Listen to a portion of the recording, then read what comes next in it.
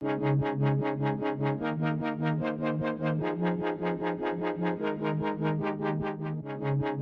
CVS veut dire Conseil de la vie sociale. C'est une instance créée par la loi du 2 janvier 2002 pour les établissements du secteur social et médico-social. Des établissements de l'association sont concernés par cette instance. ESAT, Foyer d'hébergement, IMP, IMPRO, SAJ, MAS, Femmes, FAS. L'objectif est de mettre autour de la table l'ensemble des acteurs impliqués dans la vie des établissements. C'est un lieu d'expression qui permet aux personnes accompagnées, à leurs familles de communiquer et d'échanger sur l'ensemble de leurs conditions de vie, d'accompagnement, de travail, de soins et d'hébergement. Ils discutent ensemble de la vie de l'établissement. Ils cherchent des solutions pour améliorer la vie dans l'établissement. Mais c'est aussi un lieu pour connaître l'association qui a créé l'établissement et qui le gère. Un lieu de réponse aux préoccupations de toutes les personnes et familles de l'établissement qui peuvent poser leurs questions et être interrogées. Le CVS se réunit au minimum 3 fois par an.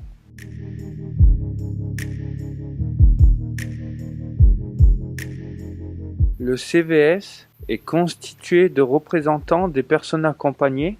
Ils sont élus par les personnes accueillies par l'établissement.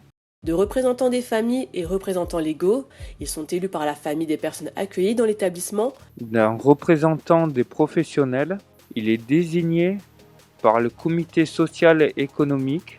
D'un représentant de l'association, il est nommé par le conseil d'administration de l'ADAPI Papillon Blanc d'Alsace.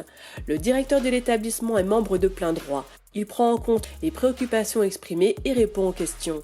En fonction de l'ordre du jour, le CVS peut décider d'inviter d'autres personnes, par exemple des représentants de la mairie du lieu de l'établissement. Cette diversité des acteurs fait la richesse du CVS.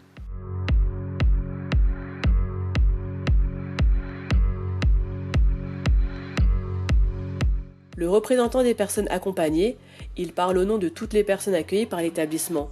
Il va chercher de l'information auprès des personnes accueillies et faire remonter les difficultés et problèmes rencontrés dans la vie quotidienne.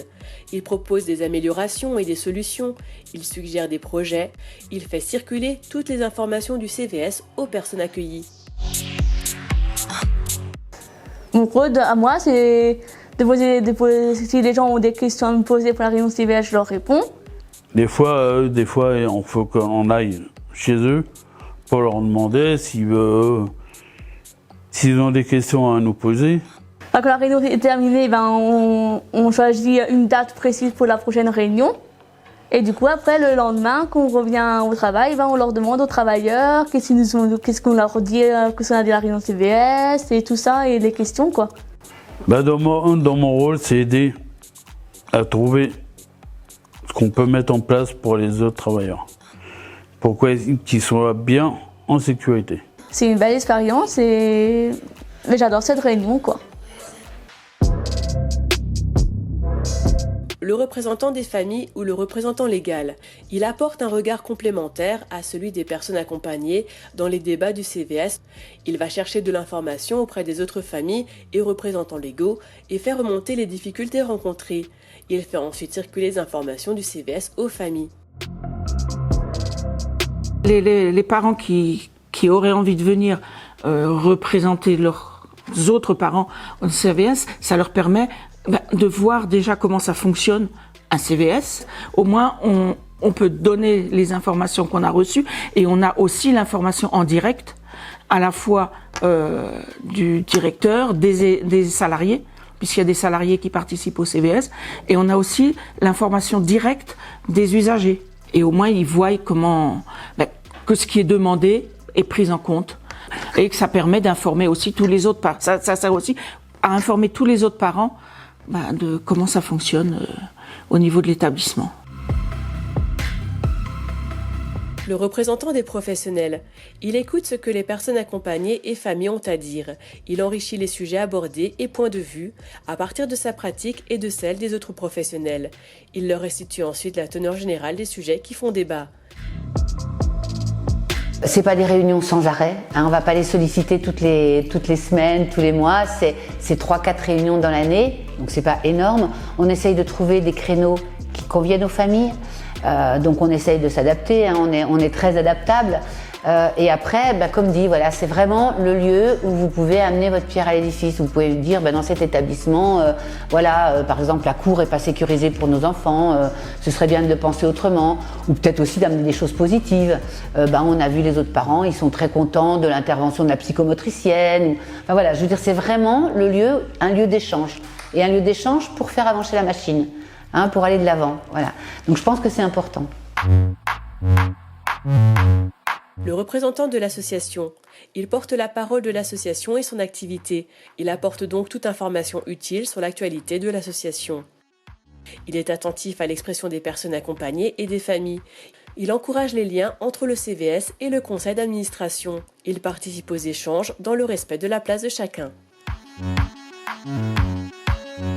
Être membre du CVS, c'est un rôle très important pour le fonctionnement des établissements, pour l'amélioration de la prise en charge de nos enfants.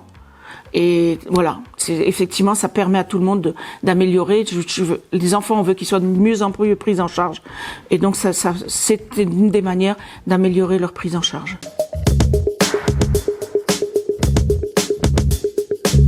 Le CVS est un espace de concertation et d'échange entre tous les acteurs d'un établissement. Il est important d'être bien représenté dans ces instances. Nous vous encourageons à vous impliquer, car vous êtes toutes et tous concernés. Chacun d'entre vous peut se porter candidat pour représenter et porter la parole des usagers, des familles et des professionnels. Des formations seront proposées aux représentants pour les aider dans leur rôle de membres de CVS. Les élections pour le renouvellement des CVS se dérouleront en octobre 2021. Les prochaines étapes seront les suivantes. De juillet à septembre 2021, l'appel à candidature des personnes accompagnées, des familles et des professionnels. Du 4 au 18 octobre 2021, vote des personnes accompagnées et des familles. En décembre 2021, diffusion de la composition des CVS. Les premières réunions des nouveaux CVS auront lieu à partir de janvier 2022.